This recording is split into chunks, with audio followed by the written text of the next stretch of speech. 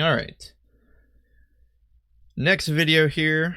This one's going to be a little shorter, but we'll go ahead and take a look at some more games here. We have 419 Crim versus Harmony Medtech. Or not Harmony Medtech. Jinteki Biotech. Life Imagine. So Jinteki Biotech has one of three abilities on the other side of their identity, and they have to spend 3 clicks to show it. They can either take all of their cards and archives and shuffle them into R&D. They could take, they could put 3 advancement tokens on a card. I think that's what it is. 3? Or is it 4? Might be 4 advancement tokens on a card. Regardless. And then the last one is deal 2 net damage to the runner. Is that really it? Wow, this is a bad idea. For the longest time, I tried to make this ID work. Let me look it up and just make sure I have the numbers on those abilities right. Yeah, it's 2 net damage. All archives cards go into R&D and 4 advancement tokens on a card. In general, Jinteki Biotech is just considered kind of a bad ID, but it's a really fun ID. I think the frustrating part about it is that getting anything to work with it is so difficult. And 419 is going to be very oppressive against this. 419 is just going to basically be forcing Biotech to constantly spend a credit to hide what cards they're installing. And there's already an Amakua and a bankroll on the table. 419 is very happy to run archives and make money off of bankroll and put money on Amakua. Pad Tap, of course, is going to get him a credit anytime the corp gains money from a card. In general, 419 is pretty okay with this. A little less happy to see the ice on archives.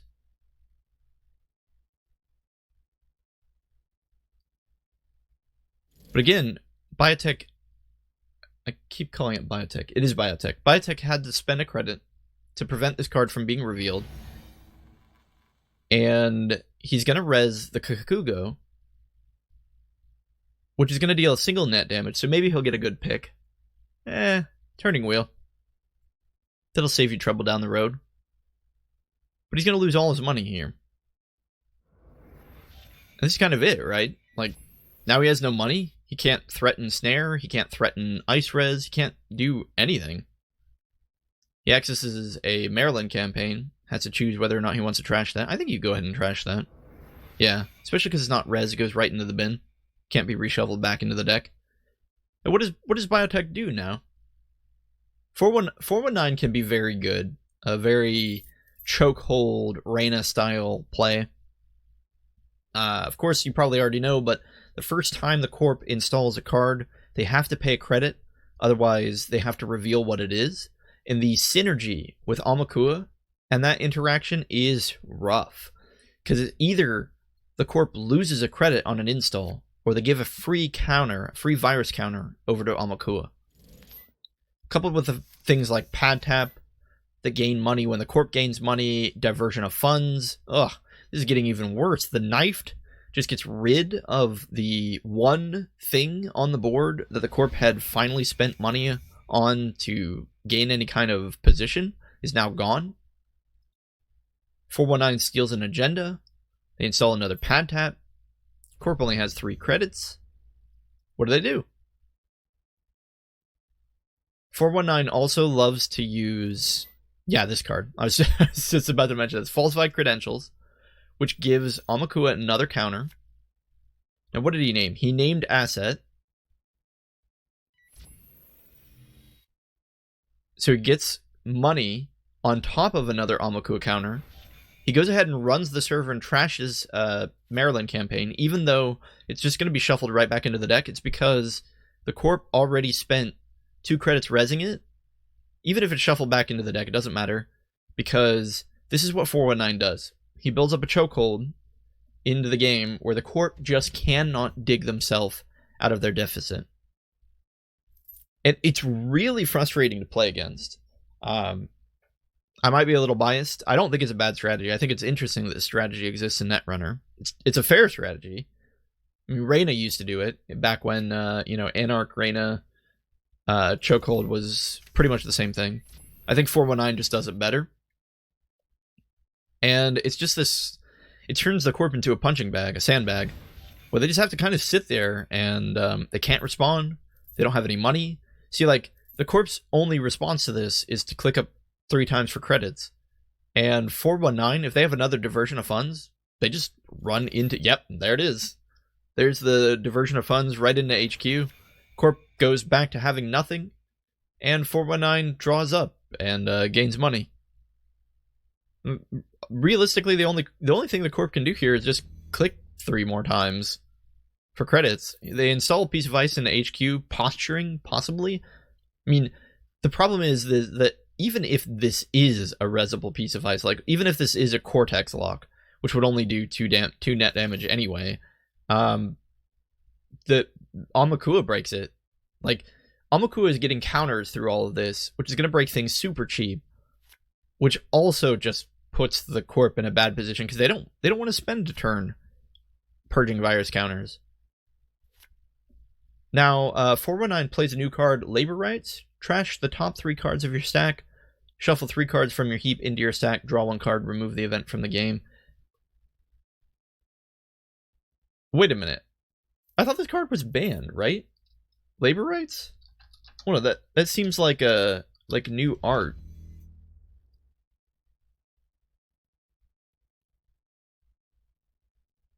Yeah, wait a minute.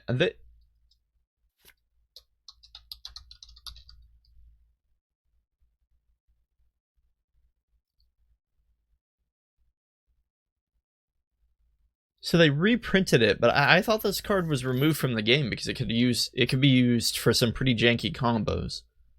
Those combos might not exist anymore. Anyway, back to the game.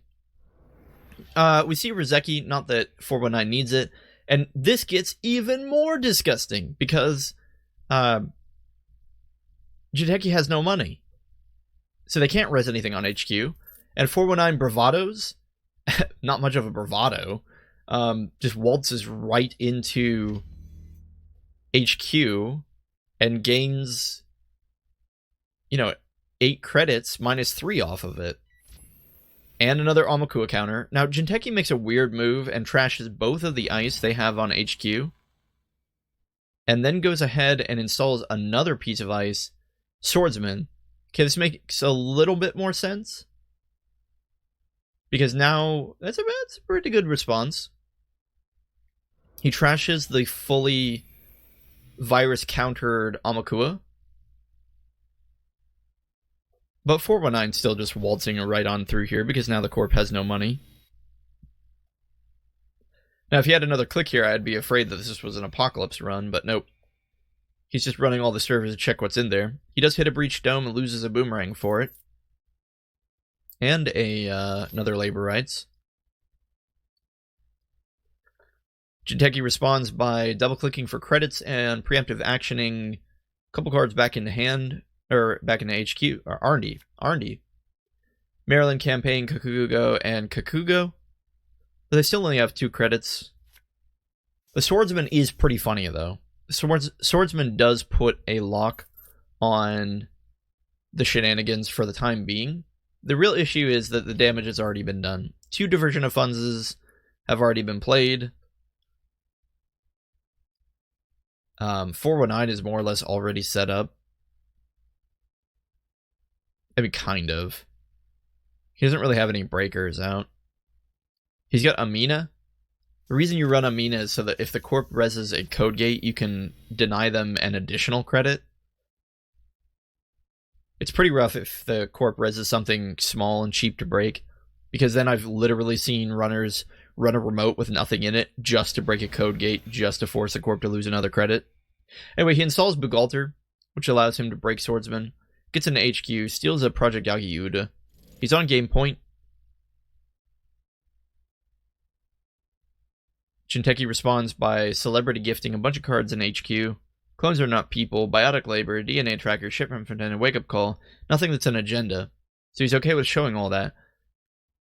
But 419 gains 2 credits from it off the pad tab.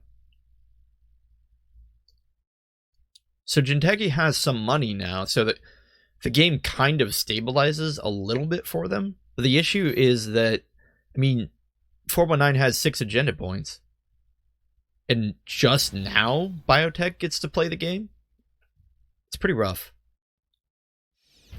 Now, interestingly, he bravados against a Kakugo and isn't able to break it.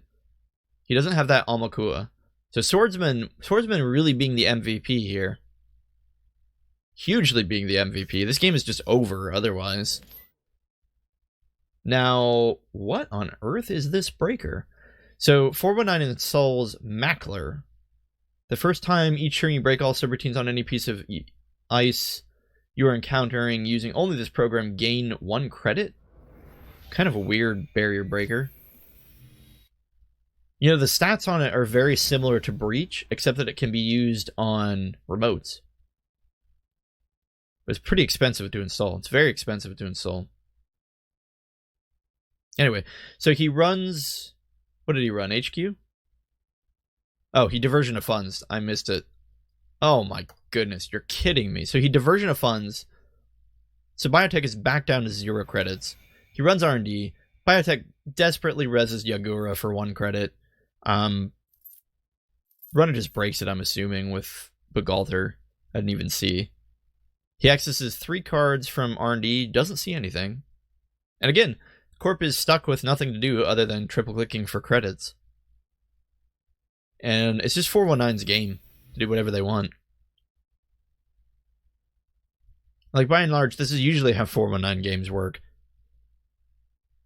They're either so incredibly oppressive that the runner just kind of sits around and does nothing. Or, sorry, the Corp just kind of sits around and does nothing, clicking up for credits and getting their money stolen over and over again. Or the Corp can call 419 out on their shenanigans and can either make money faster than 419, can steal it, or has some kind of other threat on the table that prevents 419 from doing what they want.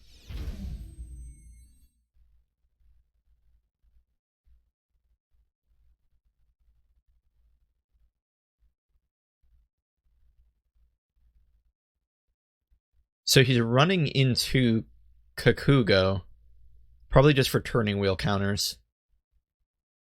Yeah, he runs into Kakugo 4 times and just gains 4 turning wheel counters. Because he's already seen the top 3 cards of R&D previously, so he's probably just gearing up for a big R&D run. Corp gains some money back by celebrity gifting their hand.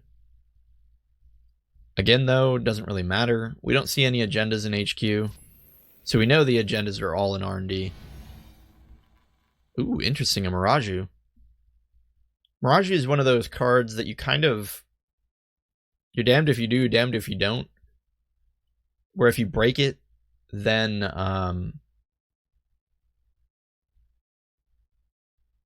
the Corp gets to filter their agendas, but if you don't break it... Sorry, yeah, no, sorry. If you don't break it, the Corp gets to filter their agendas. If you do break it, then you get bounced to another server, archives. 419 goes ahead and lets it fire, because he knows there's nothing in HQ worth filtering.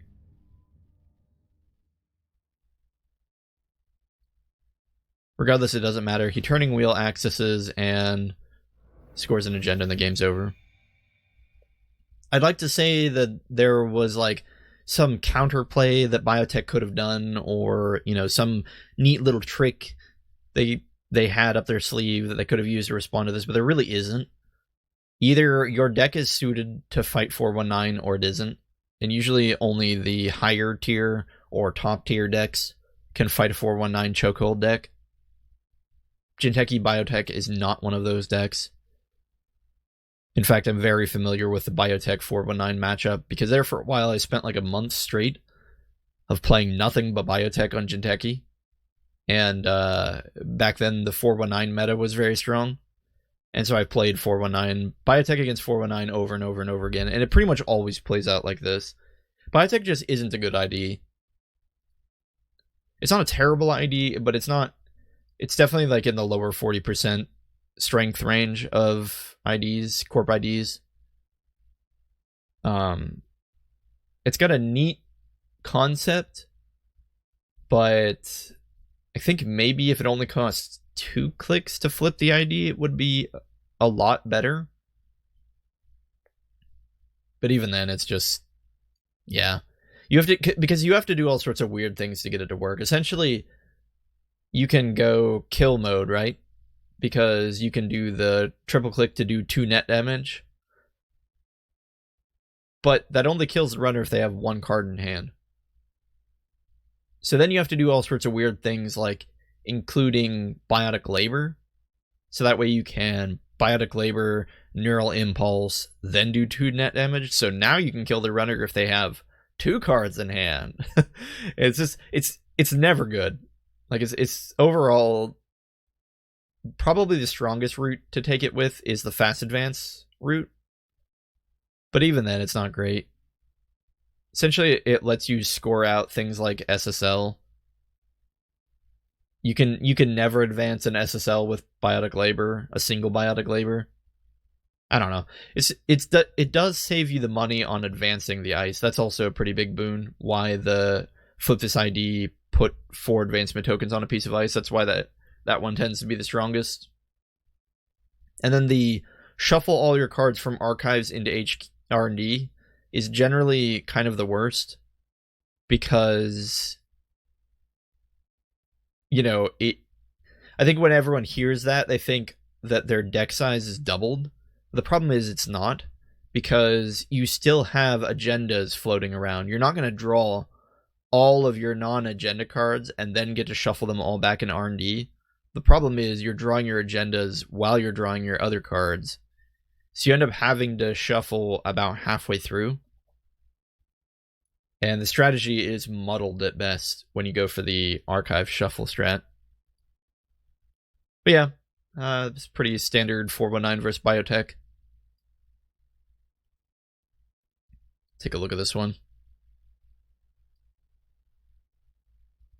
Stargate from Val on turn 3 versus Earth Station, not flipped. So Val has to spend a credit anytime she wants to run HQ. Earth Station has a ton of money. Looks like they hedge fund and IPO'd. Where did they get all that money from? Oh, they scored a hostile takeover as well. Okay, that explains it. Okay, and Val managed to steal a hostile takeover as well. That's probably just as fine because Val already starts out with a bad pub. Now she has 2. Depending on how this Earth Station ID interacts with bad pub, we'll see whether it ends up hurting or helping. Some Wayland decks, kind of like that Broad Daylight deck that we saw earlier, actually want to take bad publicity. Most don't, though. So we see an ice on R&D to at least help stave off the Stargate runs. Val goes ahead and draws up a bit, sure gambles and daily casts, recognizing that she needs to probably have some kind of response to this R&D ice. She only has a paperclip in the bin, and even then, not a lot of money to use it. Earth Station kind of gets to reset here. He's apologizing because he forgot to res something on R&D before his turn. Although I can't imagine what it would be. What upgrade would be on R&D that he would want to res? The runner's being nice about it and says, don't worry about it. So he's going to let the corp undo the res that he forgot.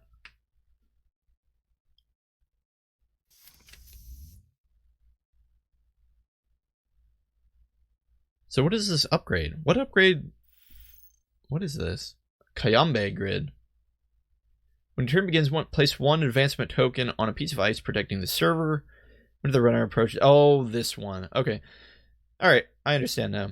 So essentially, Kayambe grid allows you to put an ice on the server for free, but it also forces the runner to pay 2 credits for every piece of ice with an advancement token on it. It is a neat upgrade.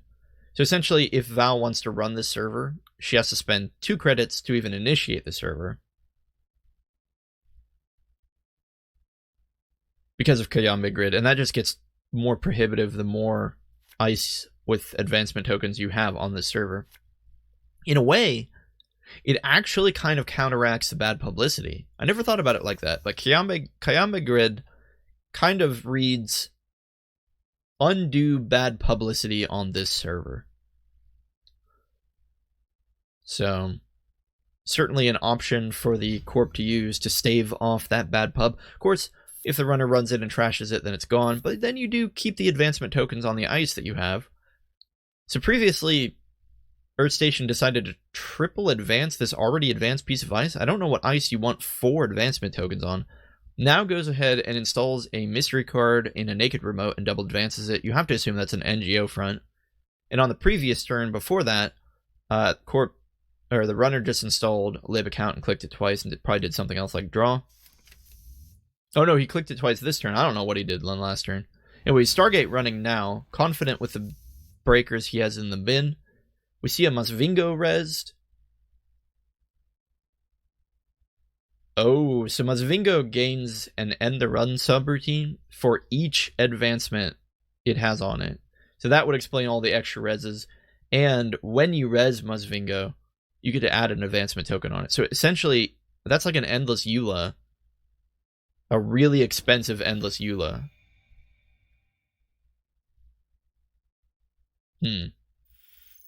Well, at any rate, the Stargate run goes through and she trashes Surveyor. Oh, very nice pick.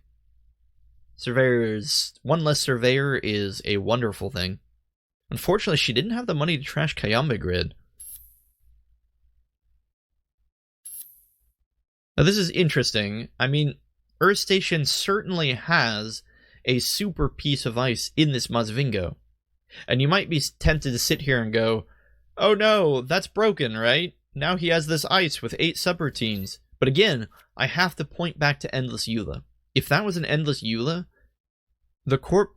essentially the corp has spent 1 click to install Kayambe, 3 credits, and 3 credits to install Masvingo. So already the res cost of Endless EULA is the exact same as the res cost of these two things, except Wayland had to spend 2 clicks to install these, whereas Endless EULA would have been 1. Then he spent, gosh, what, 5 clicks and 5 more credits to advance this thing?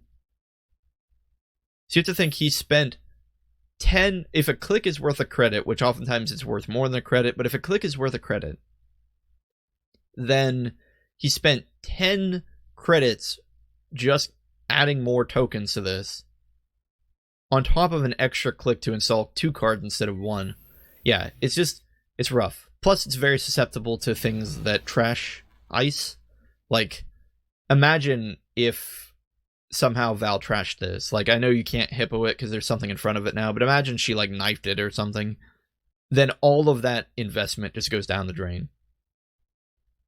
Val goes ahead and installs Investigative Journalism. It's a very, very slow card to use. Takes a click to install, and then you have to spend 4 clicks just to give the corp 1 bad pub. Now, bad pub is multiplicatively good, so the more, like, 1 bad pub is good, 2 bad pub is amazing, and then, like, by the time you get to 4 or 5 bad pub, it's insane, because you get that money on each run. It's multiplicative, so, like, you know, if you make 2 runs and you have 2 bad pub, you're getting 4 credits versus 2 credits, and so on and so forth. So it can stack up pretty quickly. Like 3 runs with 1 bad pub is only going to give you 3 credits, but with 3 bad pub, it gives you 9.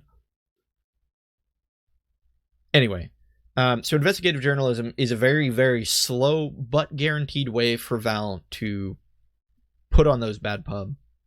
Now, Winchester here is rezzed, and Val doesn't have a response to it. She only has her decoder and fractor available to her. Now, Winchester, kind of a new piece of ice. We took a look at it earlier, and I said I didn't know if it was good. I'm still not sure if it's good. So the first trace was fired.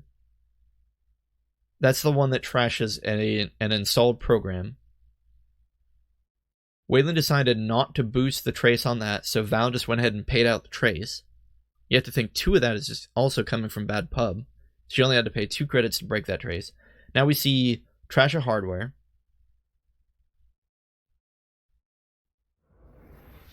We also saw hold on here. Trash a program was paid out by Val. Trash a piece of hardware wasn't contested because there is no hardware. And then the end the run was not boosted by Wayland. Val goes ahead, pays it out, accesses biotic labor from HQ, gains a turning wheel counter, and that was it. So there's probably some kind of agenda in HQ then, if Earth Station had to stop and think about whether or not they wanted to boost the sub on the end the run sub trace. That being said, they did resin ice for 4 credits and force the runner to pay 7. That's not too bad. Well, 5, because 2 of them are bad pub. That's less good. Haas-Bioroid is adding more and more tokens to this ice on R&D. Val probably wishes she could have trashed it. She could have trashed it on the Stargate run. Oh no, she can't, because the Stargate run replaces access. So it is unfortunate that Haas-Bioroid has added, what, like 4 or 5 tokens to cards on the server? Pretty good. Pretty good payoff. Because now also, if Val wants to run R&D, she has to pay 4 credits. Now, she does go ahead and pop that investigative journalism, so the Corp now has 3 bad pub. At this point, though, you have to assume Val is possibly just seeding R&D, saying, go ahead, I'm not going to contest R&D for the rest of the game. It's prohibitively expensive. Which is why she didn't feel pressured to run in here and trash the Kayambe. She just said, okay, you don't have anything installed, you're not going to score next turn, I'll go ahead and use my investigative journalism. Wayland decides to draw a card, install an ice to create a new remote, and uses mass commercialization to get some of that money back. Meanwhile, Val sure gambles, draws some cards, and just gains a credit. Rather uneventful term for Val. She seems to be biding her time. Probably looking for... Oh, she got it. Okay, so she was probably looking for her killer, which she now has. She's running all the bin breakers. She's not going to be able to get into R&D very cheaply. Again, Stargate might just be off the table for the rest of the game. R&D. Pardon me. R&D might just be off the table for the rest of the game. We see a new installed piece of ice in the remote, as well as a mystery card in the server. Now we see investigative journalism installed again, so a new one, and then a res on HQ.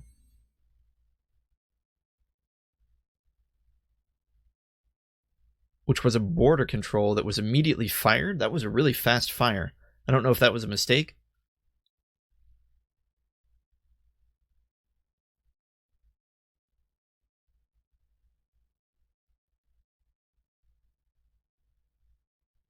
Might have been sort of a... Looks like there might have been a problem with maybe somebody clicked something they shouldn't have. Anyway, they're going to undo and do the rerun. So he runs into border control. I was going to say, because if you don't break border control, Wayland just gets like most of the money back they used to res it. Okay, so he goes ahead and breaks with paperclip by spending 2 from the bad pub. Counters a mystery piece of ice. Let's see what this is. Maybe. Wayland probably has the money to res it. Question is, do they want to save that money for the remote? Ho! It's a toll booth. So that's going to be 3 credits up front, plus 3 credits to install Black Orchestra, plus a lot of money to break, yeah. Val just says, okay, no thanks. Decides to pay the 3 credits, ending the run against toll booth, and runs through here. Now, she does only pay 2 credits, because one of those came from Bad Pub. She goes ahead and runs the remote. What does she see in the server? Wall to wall, just an asset. Goes ahead and trashes it because no need to allow Wayland to keep that up. Now, Wayland doesn't have really any money, But they have created 2 very prohibitive servers. And valuable servers at that, HQ and R&D. So Val's kind of only response is the remote. Because even if she breaks through this server, this HQ server, and pays out the nose to break through Toll Booth, he just can, Wayland Earth Station can just border control and force her to run through it again. So Val's options are kind of limited. I wouldn't be surprised if the next turn she just uses investigative journalism. Nope, she runs archives, wants to see what's down here. Accesses SDS, drone deployment, very nice. She can pay with that, pay Stargate to steal that. No, she pays the paperclip. And then she mining accidents. Okay, so she ran archives because she actually wanted to mining accident. She mining accidents, gaining a bad pub, mining accidents again, getting another bad. Oh my goodness. 3rd mining accident. She triple mining accidents. Wayland chooses not to pay out any of them. I'm sure you know, but you can pay 5 credits to prevent the corp from gaining those 5 bad pub. However, he just says, you know what? If you want a triple mining accident, do it. I'm not paying you anything. So he installs a mystery card, double advances it. Could be an NGO, could be an agenda. All I know is Val now has 6 bad publicity for the rest of the game. Suddenly these, quote, prohibitive servers are seeming less and less prohibitive. Now if this is an NGO front, Wayland can pop this, res a piece of ice, make things annoying for Val. Instead, he decides not to res anything. Yep, it is an NGO. I don't know if I agree with that. I feel like the play there would have been to res NGO and res some of this ice to force Val to break it. But on that same token, she has 6 bad publicity, so maybe it's not worth it. Maybe literally it would have helped Val more than hurt her. Because you got to think, one strategy you can do here is run R&D, install paperclip, break border control, and jack out. To literally... Whoa! What? You're kidding me! Oh my goodness. So, I wouldn't have told you it was Val's game. But the 6 bad publicity was pretty crazy. And she had 4 agenda points, so Wayland's 1 agenda point. So, if you didn't catch it there, what happened is, with the quazillion agenda points that Wayland had on their ice, they installed... Actually, no, did they even install it? Hold on. Oh, yeah, okay. So they bought Biotic Labored, installed Government Takeover, which of course is the infamous 96, sorry. And then Red Planet Couriers did to win. Now that interaction has been tried and true and done 1,000 times over. That's not that surprising. I think just what's surprising is I didn't expect that.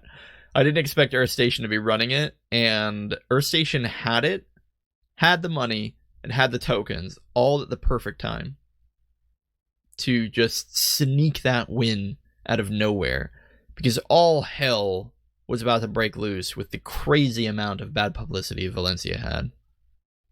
What I was getting at earlier when I said that she can run, install paperclip, and jack out after breaking border control is that essentially because her breakers come from the bin, she almost has like a run, gain 4 credits kind of thing, because paperclip costs 4 to install.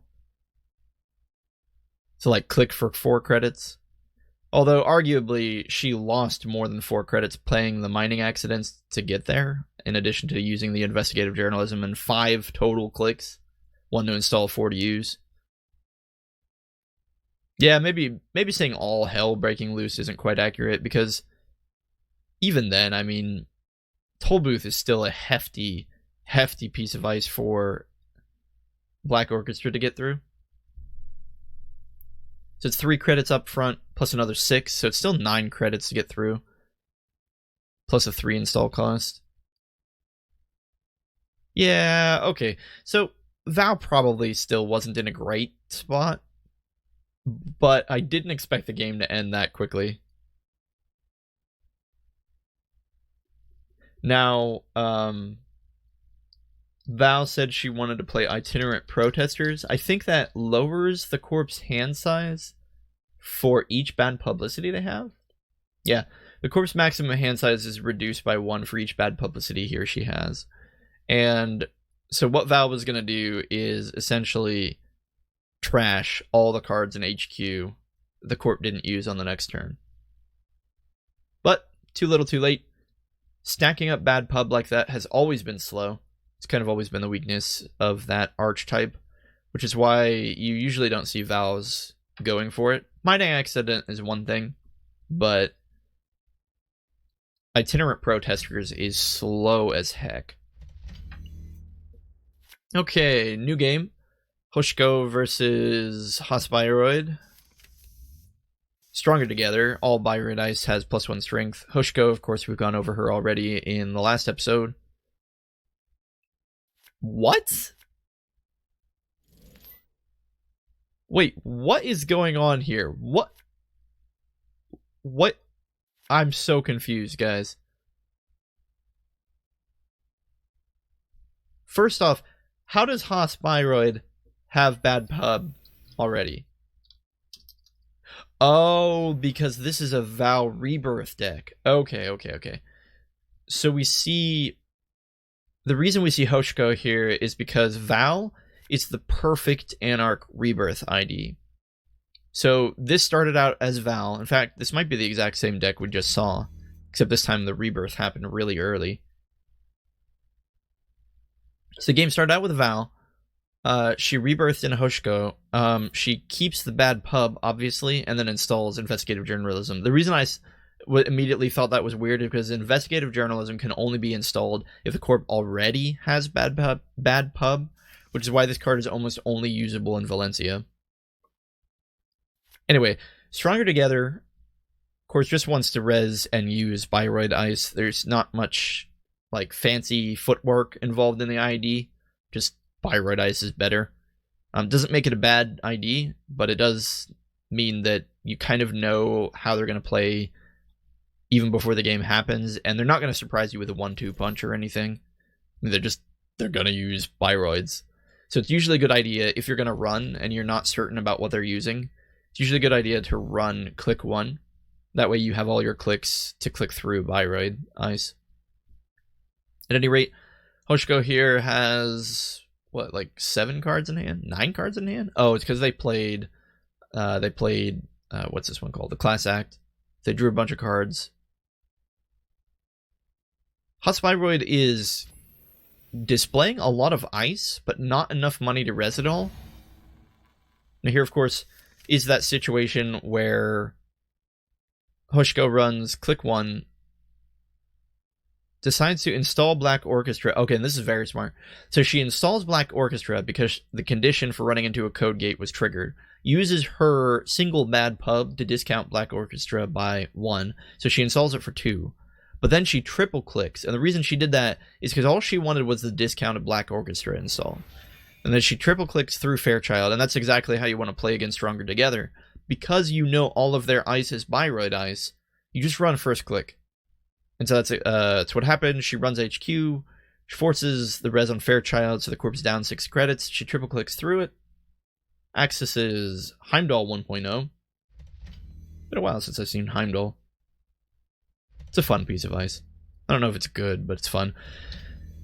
It does seem to be a horizontal Haas-Bioroid because we see fully operational, which is a synergistic card with multiple servers with at least 1 piece of ice.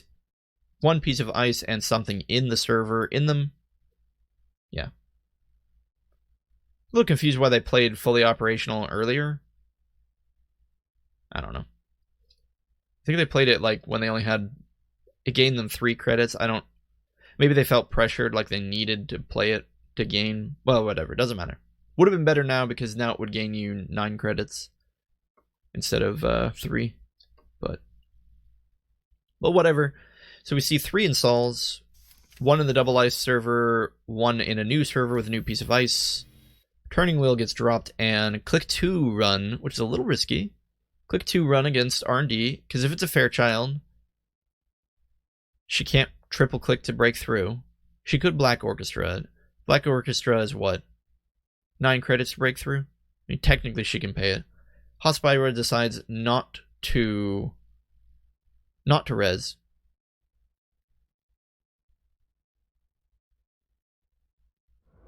Yeah, interestingly, the extra strength from Fairchild 3.0 does nothing with the interaction against Black Orchestra. Because Black Orchestra is already starts out at 2 strength and boosts by 2 each time. So the difference between 5 and strength is not applicable. It doesn't change anything. So she runs R&D, gets a turning wheel counter, plays Mining Accident, puts the corp into the odd situation where they have to pay 5 or take a bad pub, and he's sitting here thinking. You know, he's choosing whether or not he wants to pay it or not. He decides to go ahead and let the bad pub come through, says go ahead. Takes a bad pub, second Mining Accident comes down. Goes ahead and lets Val take the bad pub. Mining Accident is always just a tough decision either way. Like, if you can afford it, it's probably always better to prevent the runner from getting the bad pub. And what I mean when I say if you can afford it is, I mean if you have so much money that it doesn't matter. Like, technically our Haas-Bioroid friend here could afford it, but he can't really because it would drop him down to 3 credits. But if you have like 40 credits, of course, just pay out the Mining Accident. It's not a big deal. But if you have to choose, it's tough. Like, if you have about 8-9 credits or less, it becomes a pretty tough choice. Even 10 credits is a tough choice, but if you have 15 or 20, it gets a lot easier to just say, go ahead, I'm going to pay you out. You're not getting that bad pub. Wait, so he installs Wetwork Refit, which just forces a piece of ice to do 1 brain damage? There were some weird combos you could do with this card back in the day. Things involving, what was it? The card with the crazy scientist Bioroid. Can't remember his name. It was the one where he's quoted as saying, a mind of meat, how does it work? Or something like that, where you fork the runner into being forced to break a subroutine. I can't remember exactly how it worked. Anyway, it's weird to see it here. I guess the only thing I can say about it is that if the runner wants to run through this Fairchild and triple click to break all its subroutines, this adds another subroutine to it, so they can no longer break all the subs. So they either have to pay 3 credits or take a brain damage. Run on R&D is successful. We see Cerebral Overrider. Right. They redid Cerebral Overrider. The card in Server 2 goes uncontested. That does allow Stronger Together to score it. Ooh, that's a rough one. So he gets to look at the top 5 cards, install any of those 5 cards if they are ice, and res it completely for free. Pulls out an Eli on R&D. Pretty nice. Eli, of course, is going to have an extra strength. And that is relevant against Paperclip, I believe. Paperclip starts out at, what, 1 strength? So normally you have to pay 3 credits to get through. Now you have to pay 4. So it's something.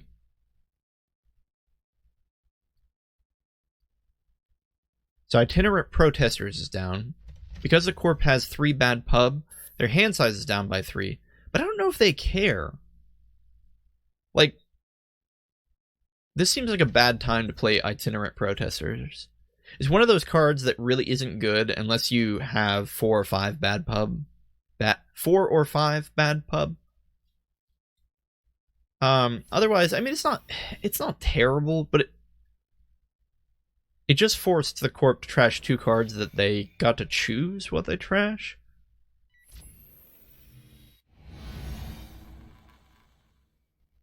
So they do run the face down remote and they trash Warden Futama. Fatuma. Each Haas-Bioroid ice gains, the runner loses 1 click if able, in front of all their other subroutines. Hoshiko went ahead and trashed that, I believe. Yeah. And then runs this server where she hits an Eli, pays the 5 to break with Paperclip, hits a Ravana. Pretty good piece of ice if you have other ice rezzed, so this is a good time to res it. Obviously, if it's your first piece of ice, it's kind of useless. Yeah, 6 strength Ravana. Although same problem is that Black Orchestra and the 6 strength Ravana, there's no difference there in the cost it requires to break. Hoshiko doesn't have the money to bust that, so she's just gonna have to let it fire, and Corp goes ahead and ends the run. I feel like that was a missed opportunity. He could have used Fairchild's do a brain damage. He could have used Fairchild's make the runner pay.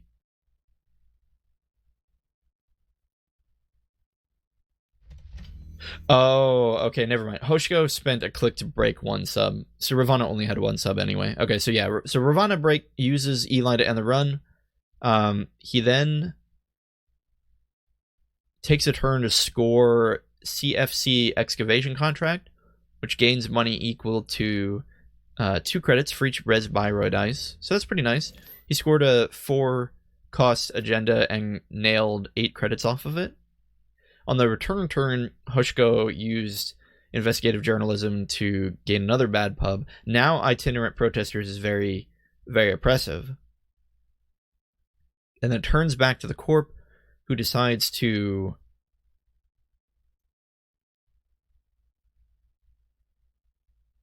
install another wetwork refit. And now it's Hoshiko's turn, who uses 2 clicks to pull money off liberated accounts and then makes another run on this Eli Ravana server. He goes ahead and breaks Eli for 4 credits. Pays 6 to break Ravana. And unfortunately just accesses a Res Maryland campaign. He has to make the choice now whether he wants to drop 3 credits to prevent the Corp from getting more money. He decides not to. I think that's the right choice. He could break it if he wants to, but what is more important is that it occupies this server. It ties up this server. So if the Corp overwrites this, you kind of can guess that it's an agenda. And so it sort of buys the runner a little bit of time. The trade-off being, of course, that the Corp is going to get 2 credits for the next 4 turns.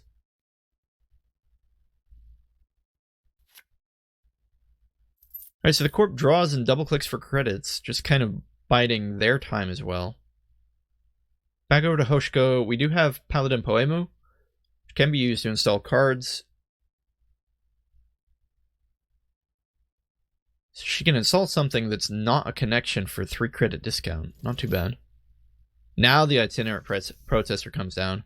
So Corp's hand size is only 1. Bad time for it, especially with a hand full of cards right now. She pulls out the next investigative journalism, throws down an Earthrise.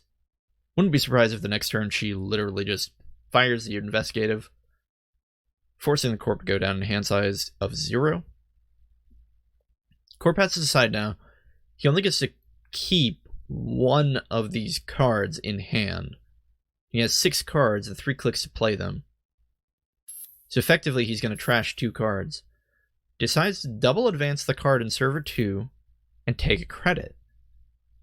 Very peculiar. So he's choosing to just trash 5 cards from HQ. Must not need him. Must be confident. Confident that Hoshiko can't get into the server. Confident that he can win the game off of a 5-3. That would seem to be the tell. I think he's confident that Hoshiko, whatever this is, Hoshiko can't get through it. Oh, the DDoS. So whatever that ice is, we're not going to get to see it because DDoS is going to prevent it from being rezzed. She accesses an Ikawa project, which of course is going to cost 2 credits and 1 click to steal. She happily does that. More than happy to trade a DDoS for that.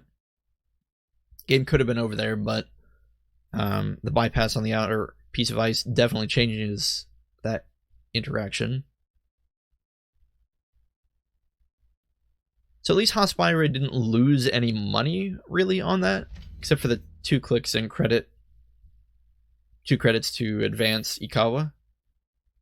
And this is what I was talking about, where either that server is tied up with the Maryland campaign for 4 turns, or the corp tips their hand and says, hey, look, this is an agenda, by overriding the Maryland campaign and installing a new card. Definitely given away by the fact that it has an advancement token on it. Installs another piece of ice on the server. To a 3 ice server, probably Hoshiko can't get in there. Empty hand size from HQ. Do you see Vigil? Oh, that's just mean. So Vigil draws you a card if the corp has cards in hand equal to their hand size. So obviously if their hand size is 0, that will always fire. Hand size of the corp is currently 1. So if the corp wants to score this, Vigil will draw the runner a card. Obviously it's not game breaking, but just kind of a little neat interaction with itinerant protesters. She goes ahead and tries to contest the remote. She does have 4 bad pub to do it.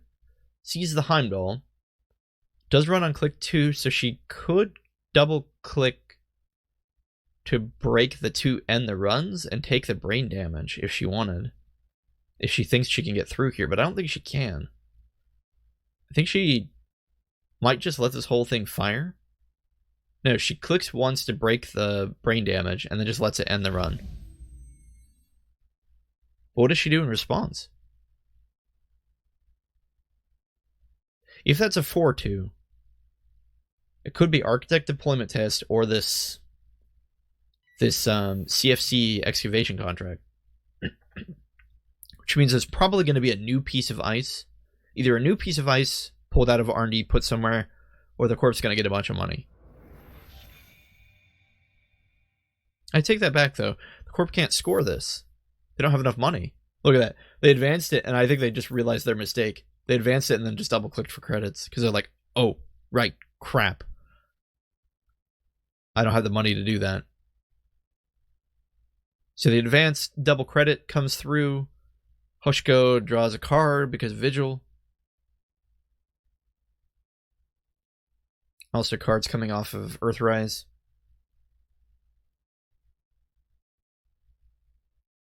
Paladin Poemu seems pretty good. I mean, again, it's just drip econ, and what really balances the companions is the fact that they are unique. So you can't stack a bunch of them in your deck. In fact, probably the whole idea is that you only include 1 of each of them. Unless you're like a stealth deck and you really rely on Trickster Taka or something. But Paladin Poemu's ability just seems so universally good. Like, you can literally just install anything with it. Anyway, so the Stim Hack comes out. Pays 6 to break all of Heimdall's subroutines. Pays 4 to break all of Eli's subroutines. Another 6 will get rid of Ravana. She double clicks through Ravana. That makes sense. And then accessing what almost undoubtedly is a 4-2. Yep. It's that excavation contract. And Haas-Bioroid's in a little tough spot. They have rezzed ice, yes.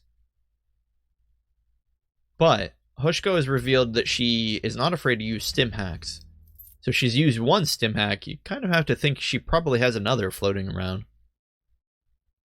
So in response, HB installs 2 cards, understanding that their hand size is only 1, so they are keeping a very small HQ.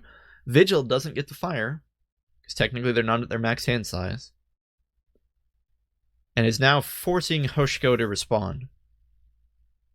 And in response, Hoshiko says, fine, I will ignore both those cards and go straight into R&D with a Stargate run.